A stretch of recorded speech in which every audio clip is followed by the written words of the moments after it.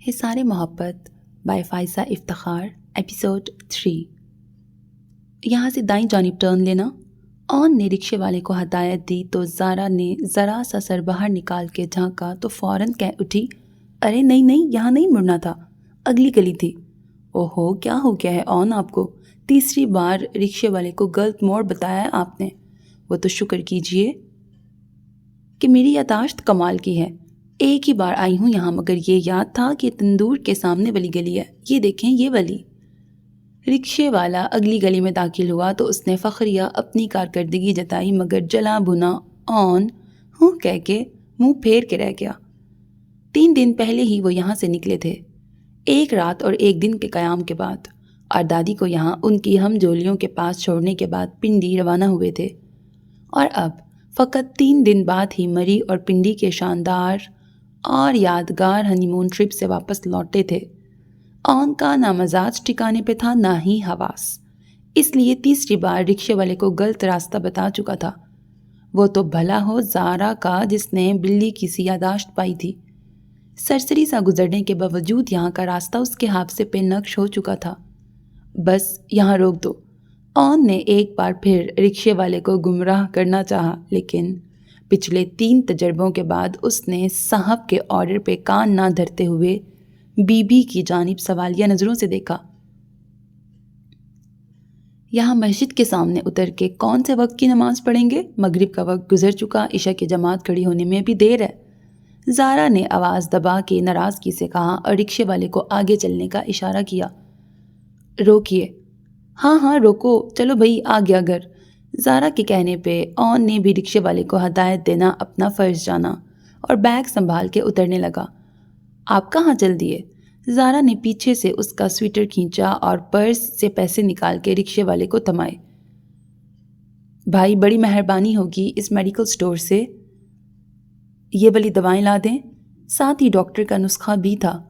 رکشے والے نے ایک نظر آن کو دیکھا، پھر بڑے ہی احسان جتانے والے انداز میں دوا لانے اتر گیا۔ اوہ، یہ ماما گلے کا میڈیکل سٹور ہے؟ آن نے خجل ہوتے ہوئے کہا۔ بس پھر چاچا کا گھر بھی چند قدم آگے ہی ہے۔ شام 6 بجے کا وقت تھا، مگر سردیوں کی یہ خنک سی شام خاصی تاریک اور دھند بھری تھی۔ عموماً اس محلے میں رات ڈھلے تک بچوں کے کھیلنے، عورتوں کے سفارتی دوروں اور خوانچہ فروشوں، ریڑھی والوں کے کاروبار کا رجحان تھا، مگر آج تقریباً سبھی گھروں کے دروازے بھی بند تھے اور تھڑے بھی بے رونق تھے، جہاں محلے کے بابے ہیٹر یا انگیٹھیاں جلا کے مونگ پھلیاں کھاتے اور چائے پیتے ہوئے جوانی کے قصے تازہ کیا کرتے تھے۔ آج یقیناً ان کی جوانی کی گئی گزری یادیں ان کے ساتھ ہی لحافوں میں دبکی سکڑی ٹھٹر رہی ہوں گی۔ گرم انڈے، ابلے ہوئے انڈے بیچنے والے کی آواز بھی حلق سے کانپتی اور لرزتی ہوئی نکلی تھی، البتہ دھند کی وجہ سے وہ خود نظر نہیں آ رہا تھا۔ اس گلی کی اسٹریٹ لائٹ بھی کب کی فیوز ہو چکی تھی، اکا دکا مکان کے آگے کمزور سے بلب ضرور ٹمٹما رہے تھے۔ آن نے رکشے کی ہیڈ لائٹس کے سامنے والیٹ کھول کے پیسے نکالنے چاہے۔ یہ 50 کا نہیں 500 کا نوٹ ہے۔ شال اپنے گرد اچھی طرح لپیٹتے ہوئے زارا نے اچک کے دیکھا اور اطلاع دینا ضروری سمجھا۔ پتہ ہے اندھا نہیں ہوں میں، آن نے بگڑ کے کہا۔ اچھا، رکشے والے کے سڑے ہوئے منہ پہ بھی طنزیہ مسکراہٹ در آئی۔ اس سے پہلے کہ آن پچھلے 3 دن کا سارا غبار رکشے والے پہ نکالتا، زارا نے کال بیل پہ انگلی رکھ دی اور ساتھ ہی آن کو بیگ اٹھانے کا آرڈر بھی دے دیا۔ اوئے کون ہے؟ تیسری بیل پہ چاچا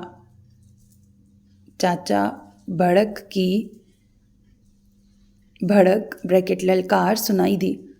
اوئے کون ہے جسے آدھی رات کو چین نہیں؟ چوتھی بیل پہ یہ کڑک دار آواز اور نزدیک سے ابھری، ساتھ ہی کسی چیز کے لڑکنے گرنے کی آواز بھی سنائی دی۔ کم بختو، کھا پی کے برتن بیڑے میں پھینک دیتے ہو، ابھی میں اس ڈونگے سے پھسل کے گوڈا بریکٹ گھٹنا توڑوانے لگا تھا۔ ہڈ حراموں! ایک بار پھر ان کی توجہ ہڈ حراموں اور کم بختوں سے ہٹا کے اپنی جانب دوبارہ مبذول کروانے کے لیے گھنٹی بجائی گئی۔ او، یہ کس کو زنانی نے ٹھڈا مار کے آدھی رات کو گھر سے نکال دیا ہے؟ چاچا بھڑکے ہی مارتے رہو گے یا دروازہ بھی کھولو گے؟ اون نے جھنجھلائی ہوئی آواز میں کہتے ہوئے تعارف بھی کروایا، میں ہوں اون، اور مجھے بیوی نے نہیں نکالا بلکہ بیوی کے ساتھ ہی نکلا ہوں۔ کون؟ بہن شاداں کا پوترا، وہ لاہور والا؟ بڑی حیرت کے ساتھ دہراتے ہوئے انہوں نے دروازہ کھولا۔ اوئے تو کدھر؟ ابھی پرسوں تو نکلا تھا ہارمونیم پہ۔ ہارمونیم پہ؟ کون سا ہارمونیم؟ میں تو ڈرائیو پہ تھا۔ میں تو ڈرائیو پہ گیا تھا۔ ڈاؤ؟ لو جی، ہن ڈاؤ ہو گیا۔ اس دن تو یہی کہہ کے گیا تھا کہ میں ہارمونیم بجانے مری جا رہا ہوں۔ ہارمونیم بجانے نہیں، ہنی مون منانے۔ اس کے ساتھ ہی اون کے سارے زخم تازہ ہو گئے۔ چاچا جی راستہ تو دیجیے، باہر بہت سردی ہے، بالآخر زارا نے احساس دلایا، ورنہ اون تو ہارمونیم کے سارے سر ان پہ واضح کرنے کے موڈ میں تھا۔ چنگا دیے، آؤ بھئی، لنگ آؤ۔ آگے بڑھ کے انہوں نے صحن میں لگی ٹیوب لائٹ روشن کی، جہاں فقط ایک نائٹ بلب اپنی نیلی کمزور سی روشنی بکھیر کر عجیب ڈراؤنا سا ماحول پیش کر رہا تھا۔ یہ تو نے آدھی رات کو آنکھوں پہ کھوپے کیوں چڑھا رکھے ہیں؟ اتار یہ کالا چشمہ۔ چاچا بھڑک کی نظر اون پہ دوبارہ پڑی تو انہوں نے اپنے مخصوص کڑک لہجے میں حکم دیا، کون سی آدھی رات؟ کب سے آپ شام کے 6:15 بجے کے وقت کو آدھی رات کہے جا رہے ہیں؟ ابھی تو عشاء کی نماز بھی نہیں ہوئی، سارا گھر سو کیسے گیا؟ سویا کوئی نہیں، رضائیوں میں گھسے بیٹھے ہیں، نہ گھنٹی کی آواز پہ نکلے ہیں، نہ اب تیرے آنے پہ باہر نکل رہے ہیں۔ اوئے پوستیو، نکلو بستر سے، پرونے آئے ہیں۔ لاہور والی بہن شاداں کا پوترا ووٹی لے کے ہارمونیم سے آیا ہے۔ اب ان کی بڑکوں کا رخ برآمدے کی جانب تھا، جہاں ایک قطار سے کمروں کے بند دروازے نظر آ رہے تھے۔ سب سے پہلے دروازے سے پھپھی مخولن نے سر باہر نکالا۔ ہیں؟ واقعی؟ ہاں خالہ شاداں، اون تو واقعی آ گیا ہے۔ دوبارہ دروازے کے اندر منہ کر کے اطلاع دی گئی۔ اگلے دروازے سے چاچی رانی برآمد ہوئی۔ صدقے تھے وہاں شالا، خیر نال جلے ہو نا؟ وہ بھی فکر مند نظر آئیں کہ وہ دونوں ایک ہفتے تک واپسی کا کہہ کے گئے تھے۔ ہائے ہائے، میرا پتر اتنی جلدی واپس آ گیا؟ ہاں اللہ خیر ہو۔ دادی بھی پھپھی کا سہارا لیے باہر نکل آئیں۔ سب ٹھیک ہے دادی؟ زارا آگے بڑھ کے ان کے گلے لگی۔ آپ اندر چلے نا، سب بتاتی ہوں، باہر کیوں نکلی، اتنی سردی ہے۔ آئیں چاچی آپ بھی۔ دادی زارا کا ماتھا چومنے لگی۔ اوئے اکھڑ شہزادیا، ادھر آ تو بھی، دادی کا پیار نہیں لے گا؟ چاچا بھڑک نے اسے گھرکا۔ وہ چپ چاپ چلتا ہوا سیدھا زارا کے سامنے پہنچا اور اپنا سر اس کے آگے جھکا دیا۔ سب کے سب کچھ نہ سمجھتے ہوئے آنکھیں پھاڑ پھاڑ کے اسے دیکھنے لگے۔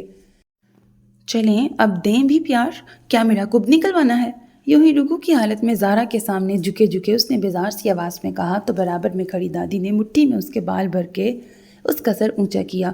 بے ہدایتیا، یہ تیرا ہنی مونا یہ سکھاتا ہے کہ دادی چاچی کے سامنے ووٹی کے آگے سر نیچا کرو؟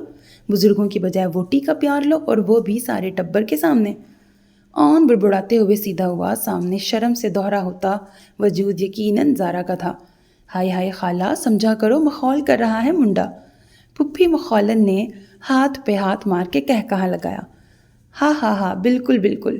اون شرم سے زمین میں گرنے کے قریب تھا کہ پھپھی کی بات پہ اس نے ایک اچانک قسم کا کہا لگایا اور سر ہلاتے ہوئے ان کے قیاس کی تائید کی۔ یہ آج آپ لوگ اتنی جلدی کیسے سو گئے؟ اندر ہیٹر کے سامنے رضائی میں دبک کے بیٹھنے کے بعد اس نے اہل خانہ سے سوال کیا۔ ہمیں پتہ چل گیا تھا نا کہ تم لوگ آ رہے ہو؟ ہاں ہاں ہاں۔ پھپھو مخولن نے ہمیشہ کی طرح اپنے مخول بریکٹ مذاق پہ خود ہی لطف اندوز ہوتے ہوئے کہا لگایا اور داد طلب انداز میں ہاتھ رانی چاچی کے سامنے پھیلایا، جس پہ انہوں نے برے برے منہ بناتے ہوئے اپنی 3 انگلیاں یوں بادل نخواستہ رکھیں جیسے احسان کر رہی ہوں۔ بیٹا ٹھنڈ بھی تو اتنی پڑ رہی ہے نا، سوئے نہیں تھے ہم، بس ہمت نہیں ہو رہی تھی بستروں سے نکلنے کی، اور ادھر تو رات ویسے بھی جلدی پڑ جاتی ہے۔ اور تم لوگ سناؤ، ادھر مری کا موسم کیسا ہے؟ تم تو ہفتہ رہنے کے لیے گئے تھے، 2 دن بعد ہی واپس کیسے آ گئے؟ خیر تو رہی سب؟ اس بار سوال ذرا تفصیل سے کیا گیا اور قدرے سنجیدگی سے بھی، جواب تو دینا ہی تھا۔ زارا نے کھنکھارتے ہوئے اون کو دیکھا جیسے کچھ کہنے کی اجازت طلب کر رہی ہو، مگر اس سے پہلے دادی بول اٹھی۔ اون میرے بچے، یہ حافظ جی والا چشمہ تو اتار دے، ادھر کون سی دھوپ پڑ رہی ہے جو کالی تڑپال دیدوں پہ ڈال کے بیٹھا ہے؟ خالہ دھوپ سے نہیں، اتنی سونی ووٹی کے لشکاروں سے بچنے کے لیے یہ چشمہ پہن رکھا ہے اون نے۔ پھپھی مخولن نے ایک بار پھر اپنی زندہ دلی کا ثبوت پیش کرتے ہوئے فلک شگاف کہا لگایا، مگر اس بار ان کے پھیلے ہوئے ہاتھ پہ دادی نے اون کا چشمہ اتار پھینکا۔ یہ حرکت اتنی اچانک تھی کہ وہ سنبھل بھی نہ سکا، نہ ہی زارا دادی کو منع کر سکی۔ ہاں یہ کیا؟ چاچی نے اپنے کھلے منہ پہ ہاتھ رکھ لیا۔ امی بو، پھپھی کی 4 سالہ بیٹی چیخ مار کے ماں کی گود میں چڑھ گئی۔ تیرا کخ نہ روے مارن والیا، دادی نے اپنا سر پیٹ لیا۔ ہائے ہائے، کس نے مار مار کے میرے شہزادے کے ڈیلے لالوں لال کر دیے؟ ہائے زارا، کہ کیا ہو گیا؟ کس نے کیا؟ اب زارا کو چاروں نچار تفصیل بتانا ہی پڑی۔ کیا فرق پڑتا اگر ہم ایک آدھ دن اور دادی کے ساتھ رہ لیتے؟ ڈائیو کی آرام دہ کرسی کی پشت سے سر ٹکاتے ہوئے زارا نے حسرت زدہ لہجے میں کہا، اسے چاچا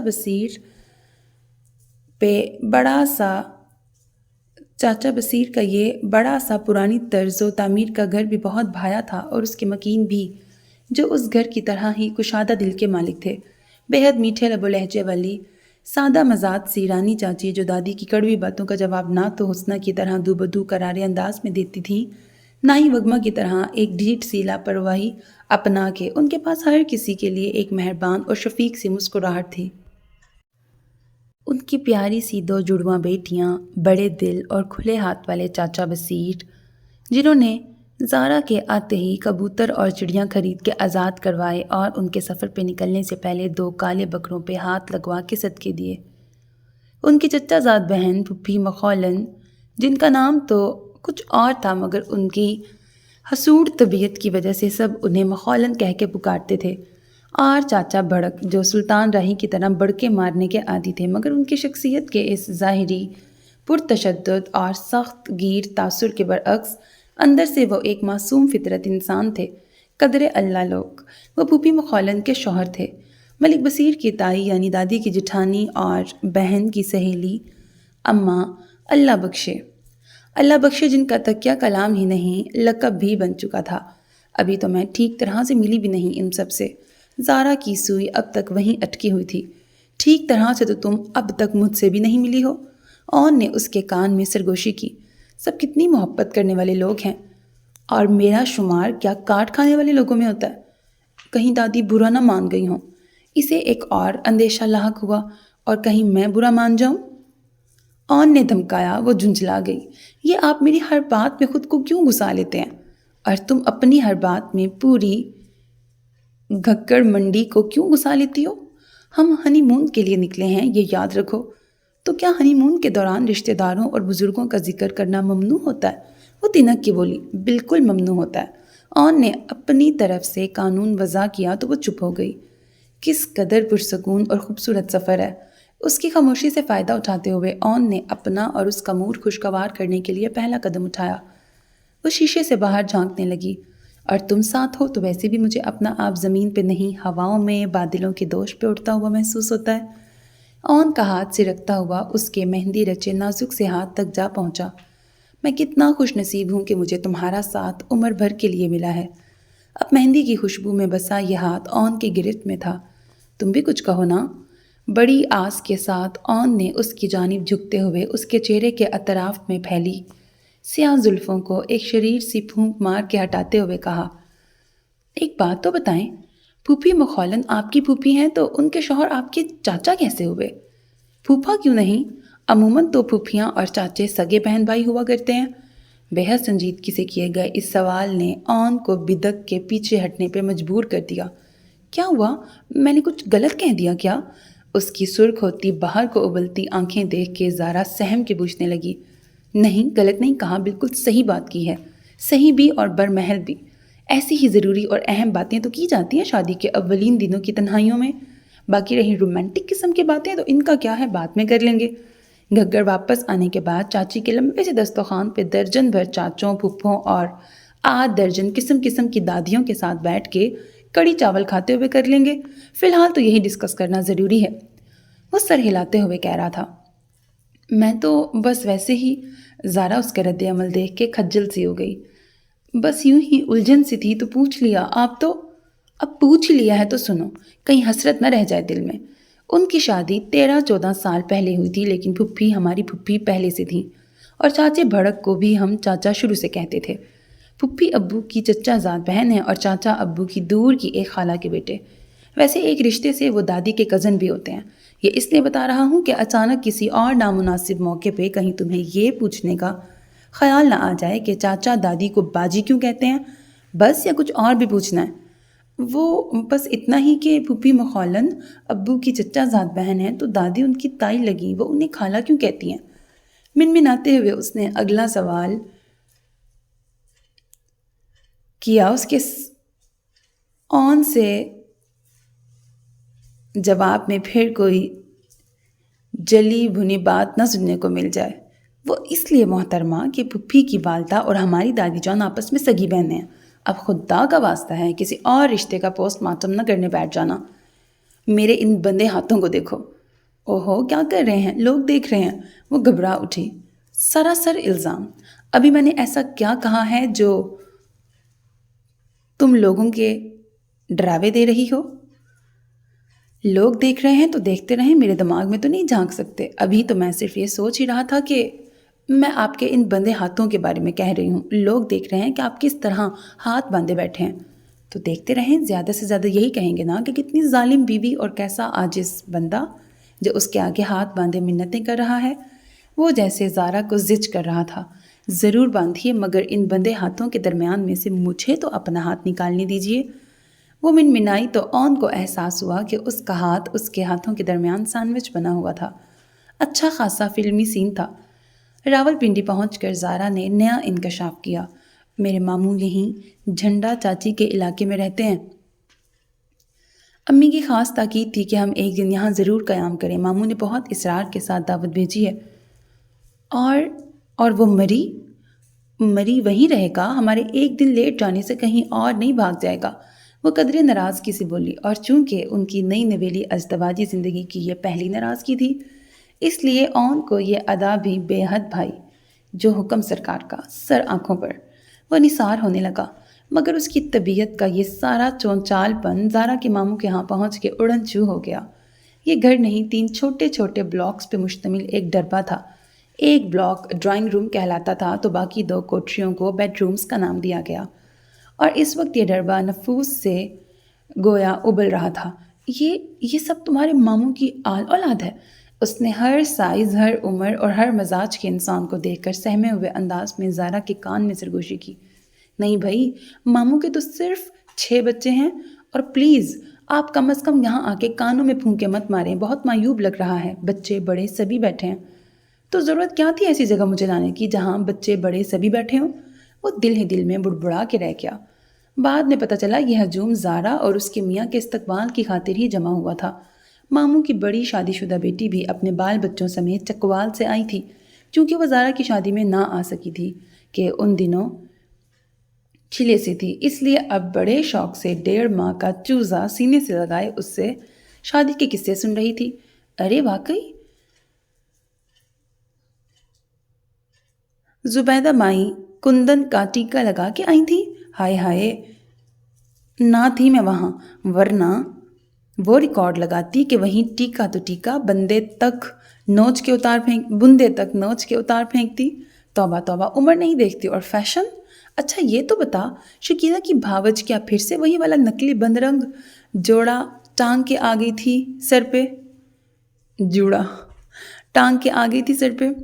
शादी में शिरकत ना करने का कल्क वो ऐसे ही गैर ज़रूरी तफ्तीश करके पूरी कर रही थी। ज़ारा की खाला जो लाहौर में ही रहती थी, उनके 3 बच्चे भी छुट्टियां गुजारने यहाँ आए हुए थे। बड़ी वाली तो ज़ारा ही की हम उम्र और उसकी दोस्त भी थी। और मामू ज़ाद अल-मारूफ बीना बाजी की तसल्ली व तशफ़ी कराने में सबसे पेश। कहाँ बीना बाजी, शकीला की तो भावजी नहीं, सारे ख़ानदान को होश आ गया है। हवा लग गई है उन लोगों को भी। सारी की सारी पॉलिश से तैयार होके आई थी। इसकी असल कहानी भी मुझसे सुनो। उससे छोटे वाले ने इस जनाना कॉन्फ्रेंस में बिल्कुल जनाना अंदाज में एंट्री दी। شکیلا کے بھائی انور نے محلے کے اس پارلر میں آنکھ لڑائی ہے جس کی بیوٹیشین پچھلے 11 سالوں سے دلہنیں تیار کر رہی ہے اور 11 سال ہی سے خود بھی دلہن بننے کے خواب دیکھ رہی ہے۔ انور نے ان خوابوں میں رنگ بھرنے کی دلیرانہ جرت کی ہے۔ اس کا صلہ اتنا تو ملنا ہی تھا کہ وہ اس کی بہنوں اور بھاوجوں کو مفت میں لیپا پوتی کر دے۔ نکمو، تم بھی کوئی عقل استعمال کرو، اتنے نیک اور بیبے بھی نہیں ہو۔ سب جانتی ہوں میں، خوب گل کھلائے ہوں گے۔ ارے کچھ کرنا ہی ہے تو ہمیں بھی تو فائدہ ہو۔ خالی کھلی آنکھ مٹکا کس کام کا؟ تم بھی انور کی طرح کوئی پارلر والی یا بوتیک والی پھنساؤ۔ یا اللہ، کدھر پھنس گیا؟ اس بے مقصد اور بے مہار گفتگو پہ وہ بری طرح گھبرا گیا۔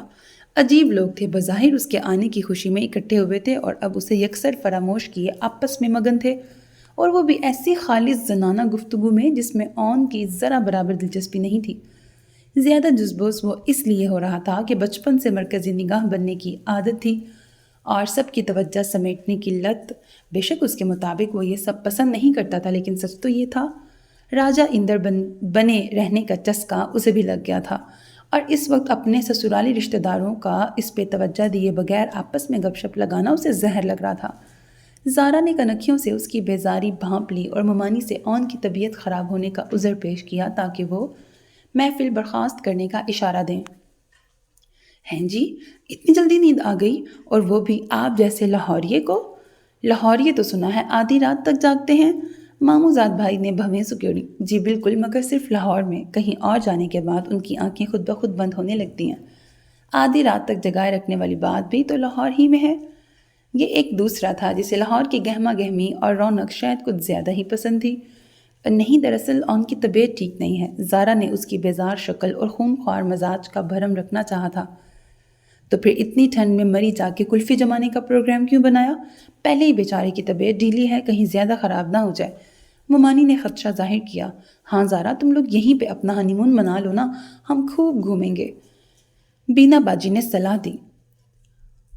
راجہ بازار، موتی بازار، باڑہ، سب جگہ جائیں گے۔ اس پروگرام پہ اون کا جی چاہا سارا لحاظ بلائے طاق رکھتے ہوئے اس بینا باجی کی تو شکر ہے کہ ماموں کی بروقت دخل اندازی پہ یہ محفل برخاست ہوئی، ورنہ وہ 2 منٹ بھی مزید ان کی اونگی بونگی برداشت کرنے کے موڈ میں نہیں تھا۔ آؤ بیٹا، تمہیں تمہارے کمرے میں لے چلوں۔ وہ بڑا شاد سا ممانی کے پیچھے چلا، مڑ کے زارا کو بھی اشارہ کیا، مگر وہ پھیکے سے انداز میں مسکرا کے رہ گئی۔ ممانی اس کوٹری سے نکل کے 7 والی کوٹری بریکٹ دوسرا بیڈ روم میں گھس گئیں۔ ایک پل کے لیے تو اون کو لگا کہ وہ کسی سرکاری ہسپتال کے ایمرجنسی وارڈ میں داخل ہو گیا ہے۔ چھوٹے سے کمرے میں دونوں دیواروں کے ساتھ لائن سے 8 بستر لگے تھے، 4 چارپائیاں ایک جانب تو 4 دوسری جانب۔ 8 پہ سفید چادریں اور سفید تکیے بچھے تھے۔ درمیان میں اتنی سی جگہ تھی کہ ٹیڑھا میڑھا ہو کے گزرا جا سکتا تھا۔ تم اس کونے والے بستر پہ چلے جاؤ، وہاں سے باتھ روم بھی نزدیک ہے، اور اگر رات کو گھڑی گھڑی اٹھ کے پانی پینے کی عادت ہے تو یہاں پہلے بستر پہ آ جاؤ۔ اس کے ساتھ چھوٹی میز پڑی ہے، پانی بھی رکھا ہے، لیکن یہاں سے باتھ روم جاتے ہوئے رات کو گھٹنے چھیل جائیں گے، درمیان کا رستہ تنگ ہے نا۔ وہ ہکا بکا سا ان کی ہدایتیں سنتا رہا۔ سبھی لڑکوں کے سونے کا انتظام یہاں تھا۔ دوسرے کمرے میں لڑکیوں نے قالین پہ بستر لگا لیے تھے۔ ڈرائنگ روم میں ماموں ممانی سونے چلے گئے۔ ہنی مون ہمارا ہے یا ان کا؟ زارا اسے چائے دینے آئی تو اس نے ڈرائنگ روم کے بند دروازے کو حسرت سے دیکھتے ہوئے آہستہ آواز میں کہا، چپ، شرم نہیں آتی بزرگوں کے بارے میں ایسے کہتے ہوئے؟ زارا نے آنکھیں دکھائیں تو اون کو بھی تاؤ آ گیا۔ آنکھیں دکھاتی ہے، اور وہ بھی ابھی سے؟ منظر ٹھیک کہتا تھا، میری وارفتگیاں اسے میرے سر پہ نچائیں گی۔ یہ بھی میری محبت اور نرمی کا ناجائز فائدہ اٹھا رہی ہے، دبانا چاہتی ہے، مگر میں بھی ملک اون ہوں، آسانی سے بیوی سے دبنے والا نہیں۔ ذرا یہ ہنی مون گزر جائے، پھر کسبل نکالتا ہوں۔ اب ہنی مون پہ روب جھاڑتا کیا اچھا لگوں گا؟ وہ دل میں منصوبے بناتا آس پاس کے بستروں پہ کھا جانے والے انداز میں نظریں دوڑانے لگا۔ کوئی واک مین لگائے سر دھن رہا تھا، کسی نے تاش سے دل بہلانے کا سوچا تھا، اور کوئی موبائل پہ SMS کرنے میں لگا ہوا تھا۔ برابر والے کمرے سے لڑکیوں کے بے تحاشا ہنسنے کی آواز آ رہی تھی۔ آپ ناراض ہیں؟ ایک بار پھر وہ پنڈی سے مری جانے والے ڈرائیو وے پہ بیٹھے تھے، اور زارا ڈرتے ڈرتے اس سے پوچھ رہی تھی۔ ہوں نہیں تھا، اور یہ سچ تھا۔ آدھی رات تک جلنے کڑتے رہنے کے بعد ایک میٹھی پرسکون نیند نے اس کا سارا غصہ اور کڑواہٹ اتار پھینکی تھی۔ صبح ممانی کے بنائے ہوئے مزیدار بھاری ناشتے نے کچھ اور طبیعت کو حشاش پشاش کیا۔ ماموں نے چلتے چلتے دونوں کو ایک ایک عمدہ جوڑا، 1000 روپے اور ڈھیر ساری دعائیں دیں تو رہا سہا گلا بھی دم توڑ گیا۔ اچھے، سادہ اور محبت کرنے والے لوگ ہیں، بس اتنا نہیں جانتے کہ کس انسان کو کس وقت کس قسم کی محبت درکار ہوتی ہے۔ یہ اس کا تازہ ترین تاثر تھا ان کے بارے میں۔ وہ مری کے سفر پہ روانہ ہو چکے تھے، اب موڈ مزید خراب کیے رکھنے کا کیا فائدہ تھا؟ مری میں واقعی خاصی سردی تھی۔ ہوٹل میں ان کی بکنگ ہو چکی تھی، مگر سوئے اتفاق اس ہوٹل تک جانے والی سڑک برف باری کی وجہ سے بند تھی۔ سبھی منع کرتے رہے کہ اس موسم میں یہاں کا رخ کرنا احمقانہ فیصلہ ہے، مگر آپ اپنی کر کے رہے۔ زارا سردی سے ٹھٹھرتے ہوئے ٹیکسی سے ٹیک لگائے کھڑی تھی۔ شادی ہوئی ہی اس موسم میں ہے تو کیا ہنی مون کے لیے مئی جون تک انتظار کرتا؟ وہ جھنجھلایا ہوا تھا۔ یہ فکر بھی تھی کہ اگر کسی قریبی ہوٹل کا رخ کرتا ہے تو پہلے سے بکنگ نہ ہونے پہ کمرہ ملتا بھی ہے یا نہیں۔ کسی ایسی جگہ بھی تو جایا جا سکتا تھا جہاں اتنی ٹھنڈ نہ ہوتی۔ پہلے بتاتی میں ملتان کے ٹکٹ کٹواتا۔ ٹیکسی والے نے انہیں جیسکا گلی کے پر رونق بازار کے ایک ہوٹل کے آگے اتارا تھا۔ یہاں آپ کو کمرہ مل ہی جائے گا۔ ویسے تو اس سیزن میں رش کم ہوتا ہے، سبھی ہوٹلوں میں جگہ مل جاتی ہے، مگر ان تک پہنچنا مشکل ہے۔ کل یا پرسوں شاید ممکن ہو، تب تک یہیں گزارا کر لیں۔ آن نے گردن اٹھا کے دیکھا۔ اس لمبی سی تنگ عمارت کے اوپر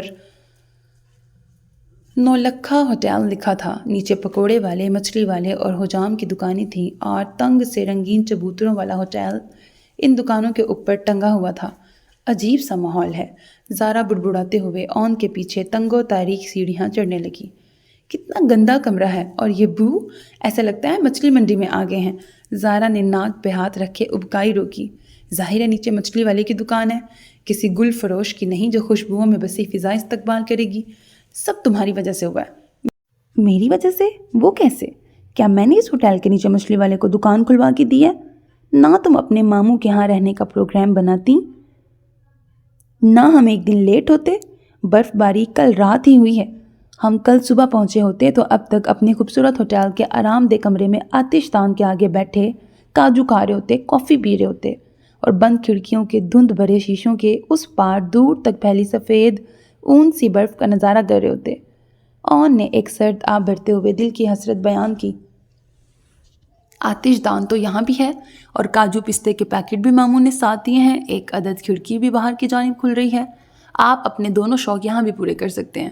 یہ آتش دان؟ آن نے تحقیر بھری نظر آتش دان پہ ڈالی۔ اس آتش دان کی اوقات کاجو پستے کی نہیں، یا مونگ پھلیاں ہی کھائی جا سکتی ہیں، اور اس کھڑکی سے باہر جہاں تک نظر جاتی ہے برف کا نام و نشان نہیں۔ اس تنگ سڑک کے دوسری جانب ایسے ہی ہوٹل اور دکانیں ہیں۔ درمیان میں جو نظارے دیکھے جا سکتے ہیں وہ کیچڑ سے بھری سڑک، بد نظم ٹریفک میں پھنسی ٹیکسیاں اور ویگنیں، تندوروں اور ہوٹلوں سے اٹھتے دھوئیں کے بادل، اور بس کیجیے، مجھے نہیں دیکھنا، زارا نے گھبرا کے ٹوک دیا۔ کھانا لینے کے لیے بھی آن کو خود ہی نیچے اترنا پڑا۔ جب وہ گیا تھا اس وقت زارا بری طرح چھینک مار رہی تھی۔ یہاں گیزر نام کی کوئی سہولت نہیں تھی، اور وہ ٹھنڈے پانی سے منہ ہاتھ دھو بیٹھی تھی۔ 4 چپلی کباب اور 3 نان لے کے جب وہ کمرے میں لوٹا تو اس نے خوشی خوشی اطلاع دی، سنیے، میری ناک بند ہو گئی ہے۔ تو وہ سمجھ نہ پایا کہ اس میں اتنا خوش ہونے والی بات کون سی ہے۔ اب مجھے باسی مچھلیوں اور ابلتے گٹر کی بو نہیں آئے گی، نہ ہی اس سیلن زدہ قالین اور میلے بستر کی بو محسوس ہوگی۔ وہ واقعی خوش تھی، اسی لیے اس نے آن کا لایا ہوا جو شاندہ تک نہ پیا کہ کہیں زکام کے یہ خوش آئند اثرات رخصت نہ ہو جائیں۔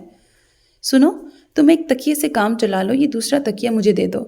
کافی دیر تک سونے کی ناکام کوشش کرتے رہنے کے بعد آن نے زارا کا شانہ جھنجھوڑتے ہوئے کہا۔ وہ چند منٹ قبل ہی سوئی تھی۔ بدبو کے مارے دماغ پھٹا جا رہا ہے، یہ تکیہ منہ پہ رکھوں گا تو شاید نیند آ جائے۔ یہ لیجئے۔ ویسے اس تکیے کی ذاتی بدبو بھی اپنی مثال آپ ہے، میں تو کہتی ہوں رہنے دیں، کتنا گندا میلا سا تکیہ ہے، کہیں آپ کو اسکن الرجی نہ ہو جائے اسے منہ پہ رکھنے سے۔ ایسی زنانہ الرجیاں مجھ جیسے شیر جوان کو نہیں ہوتی۔ وہ اس کا مشورہ نظر انداز کرتے ہوئے تکیے کو منہ پہ رکھ کے سو گیا۔ زارا رات کو اٹھ اٹھ کے چیک کرتی رہی کہ کہیں اس کا دم نہ گھٹ گیا ہو۔ دم تو نہ گھٹا، نہ ہی کوئی اسکن پرابلم ہوئی، مگر اس تکیے میں کسی نے کوئی نہ کوئی خطرناک جراثیم تو چھوڑے ہی تھے جو آن تک منتقل ہو گئے۔ صبح وہ مسلسل اپنی آنکھیں رگڑ رہا تھا جن سے پانی بھی بہہ رہا تھا اور وہ سرخ بھی ہو رہی تھی۔ لگتا ہے کچھ کاٹ گیا ہے، زارا کا اندازہ تھا۔ نہیں، کوئی کیڑا ڈنک مارتا تو میری آنکھ کھل جاتی، اور کاٹنے کا نشان بھی تو نہیں ہے۔ ویسے بھی جلن اور تکلیف دونوں آنکھوں میں یکساں ہے۔ ظاہر ہے ایسا کون سا انصاف پسند کیڑا ہوگا جو باری باری دونوں آنکھوں میں کاٹ کے گیا ہو۔ ڈاکٹر کو دکھا دیجیے۔ دکھا دوں گا، پہلے ذرا راستہ دیکھوں صاف ہوا یا نہیں۔ ایمان سے اس گندی جگہ پہ تو دماغ ہی کام نہیں کر رہا۔ باہر نکلا تو جس ہوٹل میں بکنگ کروائی تھی وہاں سے دوبارہ کمرہ حاصل کرنے کے بعد ڈاکٹر سے معائنہ بھی کرواتا آیا۔ دھوپ نکل آئی؟ اس کے کمرے میں آتے ہی زارا نے بچوں کے سے اشتیاق کے ساتھ پوچھا۔ نہیں، دھوپ کہاں، دھند چھائی ہوئی ہے۔ اوہ میں سمجھی، پھر آپ نے یہ سیاہ چشمہ کیوں پہن رکھا ہے؟ ڈاکٹر نے لگانے کو کہا ہے۔ میری تو قسمت ہی خراب ہے۔ وہ دھب سے بیڈ پہ بیٹھ گیا۔ آج جوگرز اتار کے زور سے وہاں پھینکے۔ اس میں قسمت کی خرابی کا کیا ذکر؟ کسی قسم کا انفیکشن ہو گیا ہوگا، اسی لیے ڈاکٹر نے یہ احتیاط بتائی ہوگی۔ کالا چشمہ کیا صرف بدقسمت لوگ پہنتے ہیں؟ اگر ایسی بات ہے تو ہمارے سبھی پاپ سنگرز اور ہیروز کی قسمت خراب ہے جو نائٹ شوز میں بھی ڈارک گلاسز دھڑلے سے لگاتے ہیں۔ زارا، میری آنکھیں آ گئی ہیں۔ آنکھیں آ گئی ہیں کیا مطلب؟ پہلے نہیں آئی تھیں، جو اب کہیں سے سیر سپاٹے کرنے کے بعد واپس آ گئی ہیں؟ وہ اب تک غیر سنجیدہ تھی۔ دانت اندر کرو، زہر لگ رہی ہو۔ آن کو پہلی بار اس کی کلکلاہٹ بری لگی۔ مجھے آشوب چشم کی بیماری ہو گئی ہے اور تمہیں مذاق سوچ رہے ہیں؟ آشوب چشم؟ زارا سچ مچ پریشان ہو گئی۔ لیکن یہ تو وبائی مرض ہے، اور اس موسم میں کہاں؟ عموماً گرمیوں میں یہ وبا پھوٹتی ہے۔ جب قسمت پھوٹی ہو تو بے موسمی وبا بھی پھوٹی پڑتی ہے۔ مگر میں نے نہ پنڈی میں اس وبا کے بارے میں سنا، نہ کل سے مری میں کوئی آشوب چشم کا مریض دیکھا۔ پھر آپ کو یہ وبا یا بلا چمٹی کہاں سے؟ وہ پرسوچ انداز میں بولی۔ ہر وبا کا کوئی نہ کوئی پہلا سفیر بھی تو ہوتا ہوگا نا۔ اس بار بارش کا پہلا قطرہ تم مجھے سمجھ لو۔ کل سے آدھا شہر دھوپ کے چشمے لگائے نظر آئے گا۔ لائیے میں ذرا یہ ڈراپس ڈال دوں۔ زارا نے آگے بڑھ کے اس کے ہاتھ سے دوا لینی چاہی۔ ارے پرے ہٹو، پیچھے رہو۔ ڈاکٹر نے سختی سے منع کیا ہے کسی کو قریب نہ آنے دینا۔ یہ وبائی مرض ہے، اس کے جراثیم تیزی سے دوسرے تک منتقل ہوتے ہیں۔ میں نہیں چاہتا تمہاری خوبصورت آنکھیں اس تکلیف کو جھیلیں میری جان۔ آن نے ڈائلاگ جھاڑتے ہوئے اپنی محبت جتائی۔ ویسے بھی فی الوقت وہ اسی ایک ذریعہ اظہار پہ قادر تھا۔ ہاں، البتہ جانے سے پہلے میں نیچے مچھلی والے سے خوب اچھی طرح گلے ملوں گا، جس کی وجہ سے وہ گلیز تکیہ مجھے منہ پہ رکھ کے سونا پڑا۔ اوہو، اب یاد آیا، ہو نہ ہو اس تکیے پہ کوئی آشوب چشم کا مارا اپنی بیمار آنکھوں کے آنسو گرا کے گیا ہوگا۔ یہ دھیان آتے ہی اس نے تکیے پہ 3-4 گھونسے مار کے اپنے دل کی بھڑاس نکالی۔ دوروں اکھیاں مارے منڈا پٹواری دا۔ شٹ اپ زارا! وہ بالکنی میں کافی کا مگ لیے گنگنا رہی تھی جب آن تڑپ کے چلایا۔ پانی کن من پیندا تو کول نہیں پیندا۔ وہ اسے چڑھا رہی تھی۔ نیڑے آ ظالمہ وے! اگر میرا دل جلانا اتنا ہی ضروری ہے تو پلیز اندر تشریف لا کے اپنا گلوکاری کا شوق پورا کر لیں۔ یوں بالکنی میں کھڑے ہو کے اپنے اس واہیات ذوق کی تشہیر مت کرو۔ یہ بہت اونچا اور مہنگا ہوٹل ہے، اچھے تہذیب یافتہ لوگ یہاں ٹھہرے ہوئے ہیں، اور تم ہو کہ گجر مارکا فلموں کے چیپ گانے سریعام گا رہی ہو۔ اپنے کلچر سے شرمانے والے لوگ تہذیب یافتہ نہیں ہوتے۔ یہ کلچر ہے؟ یہ جو تم گا رہی تھی اسے کلچر کہتے ہیں؟ لا حول ولا قوت۔ توبہ، آپ تو بات پہ کاٹ کھانے کو دوڑ رہے ہیں۔ لو، اب میں کتا بھی ہو گیا۔ اب کہو کہ مجازی خدا کو کاٹنے والا کتا کہنا بھی کلچر ہے؟ میرا خیال ہے ہمیں واپس چلنا چاہیے، ورنہ اس کمرے کے 2 الگ الگ کونوں میں بیٹھ کے لڑتے ہم دونوں ختم ہو جائیں گے۔ ہاں، میرا بھی یہی خیال ہے۔ دراصل اتنی دور بیٹھ کے انسان سوائے لڑنے جھگڑنے اور تانے دینے کے علاوہ اور کر بھی کیا سکتا ہے؟ صبح سے یہ ہماری 5ویں جھڑپ ہے۔ اور یوں انہوں نے مری آنے تک کے دوسرے ہی دن واپسی کا فیصلہ کر لیا۔ اچھا، تو یہ آنکھیں آئی ہوئی ہیں؟ دادی نے سارا قصہ سن کر سر ہلایا۔ میں سمجھی پتہ نہیں بھیڑوں کے چھتے میں ہاتھ ڈال دیا ہے۔ دیکھو ذرا، منہ پہ بھی سوجن ہے۔ پتر، تو یہ تڑپال دوبارہ دیدوں پہ ڈال لے، میری کاکی سہم گئی ہے، پھپھی مکھولن نے کہا۔ مجھے تو یہ آشوب چشم نہیں لگ رہا۔ کل تڑکے حکیم جی کے پاس لے کے جاؤں گی۔ مجھے لگتا ہے تیری آنکھوں کو کھڑک بریکٹ خارش پڑ گئی ہے، کوئی گندا بسترا استعمال کر لیا ہوگا، منہ پہ بھی لالی پھیلی ہوئی ہے۔ رانی چاچی نے صرف کہا ہی نہیں بلکہ کر دکھایا تھا۔ ناشتے کے فوراً بعد اسے حکیم جی کے پاس لے گئیں۔ انہوں نے مرض کیڑا رڑک تشخیص کیا، بدرنگ بد ذائقہ اور بدبودار دواؤں کی 4 شیشیاں بھر کے دیں۔ دھوئیں، گرد و غبار وغیرہ سے مکمل پرہیز کرنی ہے۔ لو جی حکیم جی، اس کا مطلب ہے یہ ابھی 4-5 دن تک سفر تو نہیں کر سکتا نا؟ رانی چاچی نے امید بھرے لہجے میں پوچھا اور اسپات میں جواب ملنے پہ اون کو اپنے جانب کھینچ کر اس کا ماتھا چوم ڈالا۔ شالا مینڈا پتر، اور 4 دن ٹھنڈ پائے گا۔ پہلے کیا کم ٹھنڈ ہے چاچی؟ وہ ان کے مضبوط گرفت میں کسمسا رہا تھا۔ گھر بھر میں یہ خوشی کی خبر پھیل گئی۔ اس کا مطلب یہ ہے کہ اب میں اپنی پوتیوں کی گڈی کی شادی میں بھی شریک ہو سکتی ہوں۔ گڈے کی شادی؟ زارا پرجوش ہو گئی۔ جی بھابھی، میری چھنوں کی شادی ربیہ کے گڈے علی ظفر کے ساتھ ہو رہی ہے۔ واہ، کیا جوڑ ملایا ہے۔ اون اش کر اٹھا۔ بھابھی، آپ گڑیوں کے ساتھ کھیلتی تھیں؟ ہاں، اور میری گڑیا کا نام بلو تھا، مگر افسوس میں اس کے لیے کوئی ابرار الحق نہیں ڈھونڈ سکی۔ بارات اللہ بخشے کے گھر سے آنی ہے اور یہ یہاں بیٹھی ہے۔ گھر جا کے بچیوں کا کوئی ہاتھ شاد بٹا۔ دادی نے اپنی گہری سہیلی کو ٹھوکا دیا تو وہ برا مان گئی۔ لو، میں تو اللہ بخشے تمہاری محبت میں یہاں ڈیرے ڈالے بیٹھی ہوں۔ تم ہی نے منت کی تھی، اب بہو آ گئی ہے تو آنکھیں ماتھے پہ سجا لی ہیں۔ ساس بہو کی ایسی محبت نہ دیکھی نہ سنی۔ ایسی بہو بھی تو کسی نے آج سے پہلے نہ دیکھی ہوگی، نہ سنی ہوگی۔ جھوٹ نہیں کہہ رہی، اوروں کی تو دیکھنے میں بھلی لگتی ہوں گی، میری زارا سننے میں بھی لاجواب ہے، اتنی پیاری آواز ہے، کبھی اس سے ٹپے ماہیے تو سن ذرا۔ کبھی کیوں؟ کل چھنوں کی مہندی ہے، اللہ بخشے، کرا لینا اپنی بہو کا مقابلہ میری ہینا سے۔ تمہاری پوتی ہے یا پھر نواسی؟ ہاں، بھول گئی، اللہ بخشے، میری بڑی بہو کا نام ہے ہینا۔ 20 سال پہلے تو خود بیاہ کے لائی تھی اسے۔ وہ کھارے گلی والی، اس نے کب سے گانے کی مٹھی پلیت کرنے شروع کر دی؟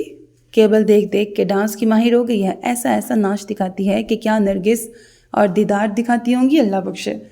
یہ سن کر اون دہل کے رہ گیا۔ بریکٹ، اس نے نرگس کے گانوں کی CD جو دیکھ رکھی تھی۔ اللہ رحم کرے، یہ گڑیا گڈے کی شادی پہ کیا غضب ڈھایا جانے والا ہے۔ سوبانہ کی گڑیا چھنوں کی مہندی والی شام گھمسان کارن پڑا۔ دونوں طرف سے ماؤں، چاچیوں، پھپھیوں اور ماسیوں کی ٹیمیں میدان میں اتریں۔ اچک دانا بچیاں ڈھولک سنبھال کے گانے بیٹھیں تو دادیوں کو اعتراض ہوا کہ وہ پرانے زمانے کے گانے گا رہی ہیں۔ آئے ہے، یہ کس زمانے کے سڑے بھسے گانے نکال لیے ہیں؟ کوئی نئی چیز سناؤ یا پھر اللہ بخشے فاخر کا ماہی وے ہی گا لو۔ اور پھر ماہی وے تیری یاد آتی ہے وے کی دھن پہ گڈے کی دادی یعنی ربیہ کی ماں ہنا نے اپنے میاں کا ہیٹ سر پہ رکھ کے اپنے سسر کی چھتری ہاتھ میں پکڑ کے وہ سٹیپ لیے کہ عام ناحق دیکھ لے تو دانتوں میں انگلیاں داب لے۔ شاداں اپنی بہو کو بھی کہو کہ اٹھے، تعریفیں تو بہت کر رہی تھی، میری زارا یہ، میری زارا وہ۔ اماں اللہ بخشے اپنی بہو ہینا کی کارکردگی پہ زیادہ ہی شیخی میں آ گئیں۔ اتنی کھلی ہوئی نہیں ہے میری بچی، میرے کہنے پہ کبھی کبھار گنگنا لیتی ہے، وہ الگ بات۔ یہ ہینا تو بالکل ہی بے لحاظ ہو گئی ہے۔ بڑی لڑکی 18ویں سال میں لگ گئی ہے اور یہ خود 16 سال کی بانکی چھیل چھبیلی بنی ناچ رہی ہے۔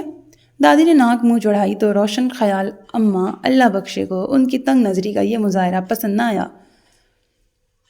دل ہونا چاہیے جوان تے عمرہ وچ کی رکھیا۔ وہ ہاتھ نچا کے اپنی کھڑکھڑاتی آواز میں گانے لگی۔ دیدار دے ہے عشق تو گلے سے لگا لے۔ زہرا کی آنکھیں اپنے اصل سائز سے دگنی ہو گئیں جب ہینا بی بی نے کمر پہ دوپٹہ باندھ کے اس گانے پہ پرفارمنس دی۔ ڈانس تو ڈانس، ان کے چہرے کے تاثرات تک قابل دید تھے۔ ان کے ہوش ربا رقص پہ حیران ہوتے ہوئے ان کی نظر ان کی بڑی بیٹی رقیہ پہ گئی۔ وہ بیچاری سہیلیوں کے تبصروں پہ شرمندہ سی نظریں چرا رہی تھی۔ یقیناً اس کا بس نہ چل رہا ہوگا۔ ماں کو پکڑ کے ایک طرف بٹھا دے۔ دادی، ہماری باری کب آئے گی؟ سبانہ نے ٹھنک کے کہا۔ ہم نے اتنی اچھی لڈی تیار کی ہے۔ امیاں تھکیں گی تو ہماری باری آئے گی نا، اس کی دل جلی سہیلی نے کہا۔ ہنا اب جادوگرسیاں پہ بازو کھڑے کر کے ناگن ڈانس پیش کر رہی تھی۔ دیدے باہر کو ابلے ہوئے تھے اور نسواری رنگ کی لپسٹک سے لتھڑے ہونٹوں میں سے وہ بار بار نوکیلی زبان باہر نکال کر ڈنک مارنے کا پوز بنا رہی تھی۔ حکیم جی کی دوائیں اون کو راس آ گئی تھیں، آنکھوں کی سرخی کم ہو گئی تھی اور اس کے ارد گرد کی سوجن تو نہ ہونے کے برابر تھی۔ جلن اور درد میں بھی افاقہ تھا۔ آج بہت دنوں بعد وہ ترنگ میں تھا۔ صبح سے زارا کے ساتھ چھیڑ چھاڑ جاری تھی۔ آپ کچھ تو لحاظ کیجیے، ہر وقت مذاق، سب کیا کہیں گے؟ موقع ملتے ہی زارا نے آواز دباتے ہوئے ڈپٹا۔ اور تمہاری ہر وقت کی ڈانٹ ڈپٹ، ٹوکا ٹاکی، لوگ کیا کہیں گے کہ کیسی مرد مار جنگجو عورت ہے؟ وہ مجھے منظور ہے، مگر کوئی میرے شوہر کو چھچھورا، شوکھا اور ادور کہے، یہ مجھ سے برداشت نہیں ہوگا۔ کون کہتا ہے؟ وہ فوراً آستین کے کف پلٹنے لگا۔ چاچا بھڑک۔ یہ نام سن کے اس نے فولڈ کی ہوئی آستین دوبارہ نیچے کر لی۔ اوئے، تو پھر زنانی کے گوڈے سے لگا ہوا ہے۔ ادھر زارا نے ان کا نام لیا، ادھر وہ حاضر۔ بہن شادہ نے لاڈو میں پوترے کا ستیہ ناش کر کے رکھ دیا ہے۔ اس بیچارے کا بھی کیا قصور؟ گھر میں 70 عورتوں کے درمیان پھنسا رہتا ہے، سارے طور طریقے زنانیوں والے ہو گئے ہیں۔ یہ الزام وہ اپنی نئی نویلی بیوی کے سامنے برداشت نہ کر سکا، وہ بھی ہنی مون کے دوران، جبکہ وہ اس پر پچھلے کتنے دنوں، کتنے ہفتوں سے اپنی دھاک بٹھانے کی کوشش کر رہا تھا۔ کیوں چاچا، کون سی عورتوں والی حرکت دیکھ لی آپ نے؟ کیا میں مٹک مٹک کے چلتا ہوں، ہل ہل کے آٹا گوندتا ہوں، آئینے کے سامنے جھک کے آنکھوں میں کاجل کی دھاریں ڈالتا ہوں، یا پھر دوپٹہ انگلی پہ لپیٹ کے دروازے کے پیچھے گھستا ہوں؟ مرد گھر سے باہر اچھے لگتے ہیں؟ چاچا بھڑک نے اپنے اعتراض کی وجہ بیان کی۔ تو پھر تو سب سے پہلا کام ہم عورتوں کو یہ کرنا چاہیے کہ اپنے اپنے مردوں کو گھر سے نکال دیں۔ پھپھی مخولن نے رضائی میں ڈورے ڈالتے ڈالتے سر اٹھا کے شوشہ چھوڑا۔ پھر شاید ساریوں کو اپنے مرد اچھے لگنے لگے۔ اپنے مذاق پہ خود ہی ہنستے ہنستے دوہری ہو گئی وہ۔ ساری برادری میں سے ایک یہی پیس ملا تھا میری بہشتن بیبے کو۔ چاچا بھڑک نے افسوس سے سر ہلایا۔ خود تو اس کے مخول 2 سال بھی نہ برداشت کر سکی، اب میں ہوں اور اس جھلی کے ہاتھ سے بریکٹ کہہ کہے۔ لیکن چاچا سچ بتائیے، اسی طرح ہنستے ہنستے کیا زندگی کے اتنے سال زیادہ آسانی سے نہیں گزرے؟ زارا نے ٹٹولا۔ ہاں یہ بات تو ہے، انہوں نے اتفاق کرتے ہوئے سر ہلایا۔ شادی کے بعد 100 سیاپے ہوتے ہیں، ساس بہو کی لڑائی، نندوں کے فساد، دیورانیوں جٹھانیوں کے پھڈے، بندے بیچارے گھر کے جھگڑے نپٹاتے نپٹاتے ختم ہو جاتے ہیں۔ مگر مجھے یہ فائدہ تھا کہ اس کی ہر بات پہ سارے یہ تو ہے ہی جھلی، چھڈو پرے کہہ کے بات ختم کر دیتے تھے۔ اتنے میں سبانہ روتی ہوئی آئی۔ دادی کہاں ہیں؟ کیا ہوا، رو کیوں رہی ہو؟ سب یہ بحث چھوڑ کے اس کی جانب متوجہ ہوئے۔ ربیہ نے کہا ہے کہ آج بارات نہیں آئے گی، وہ زور و شور سے رو رہی تھی۔ کیوں، کوئی جہیز وغیرہ کا رپھڑ ہے؟ چاچا بھڑک کا والیوم ایک بار پھر ہائی لیول پہ جا پہنچا۔ نہیں، امی نے ایک برتن خریدا تھا، پھپھی مخولے نے 4 بستر تیار کیے تھے، چھوٹی چھوٹی شنیل کی رضائیاں، موتیوں والی کروشیے کی چادریں، 16 سوٹ بھی بنائے، گولے کے، جالی کے، ویلویٹ کے، میکسی، گرارا اور ساڑی بھی تھی۔ چاچا جی نے ترخان سے صوفہ، بیڈ اور ٹیبل بھی بنوائی تھی۔ ساری چیزیں تو شامل تھیں جہیز میں۔ اور کیا چاہیے ربیہ بھوکی کو؟ کہہ رہی ہے بارات نہیں آئے گی۔ ہائے، میری ساری سہیلیاں آنے والی ہیں، باہر دیگ والا بھی آ گیا، اب کیا ہوگا؟ میری چھنوں کی شادی کیسے ہوگی؟ وہ ہچکیاں لے کے رو رہی تھی۔ اس کے رونے کے دوران ہی پھپھی مخولن نے کمال کی پھرتی دکھائی اور اماں اللہ بخشے کے گھر سے اصل رپورٹ لے کر آ بھی گئیں۔ یہ تو ہونا ہی تھا۔ ہنا کے لک بریکٹ کمر میں چک پڑ گئی ہے، بستر سے ہل بھی نہیں سکتی، سارا ٹبر سرانے جمع ہے۔ ایسے میں کسے ہوش ہے گڈے کی جنج بریکٹ بارات لانے کا؟ میں تو سنا آئی ہوں خالہ اللہ بخشے کو کہ اب لگاؤ گانا، چڑھتی جوانی میری چال مستانی۔ میری چھنوں سبانہ بدستور رونے میں مصروف تھی۔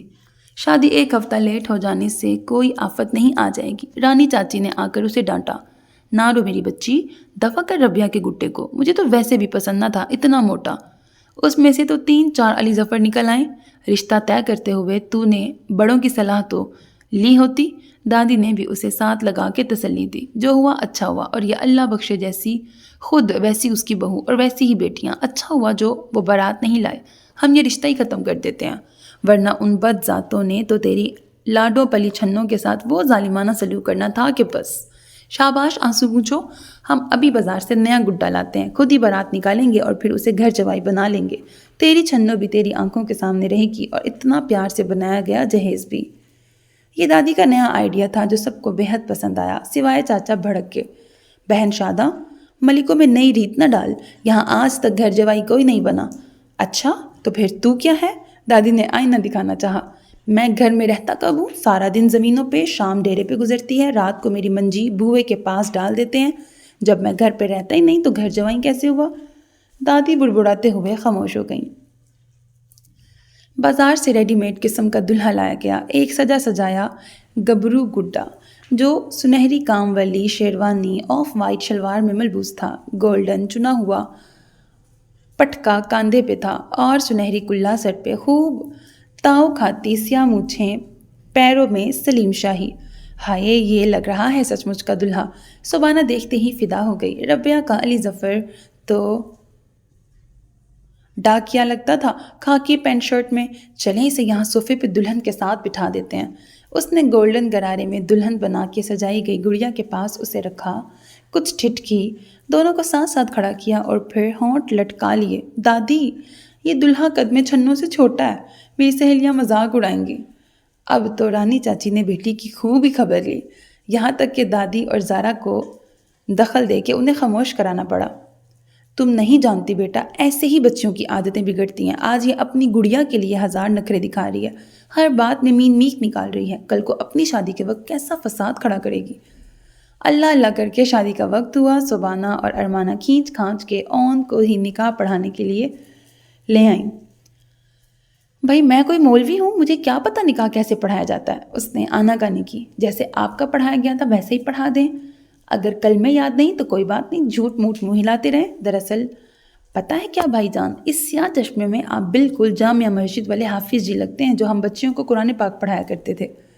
پتہ نہیں یہ تعریف تھی یا وہ منہ بناتا سر پہ ٹوپی لے کے ہاتھ میں تسبیح پکڑے گڑیا گڈے کے برابر میں بیٹھ گیا۔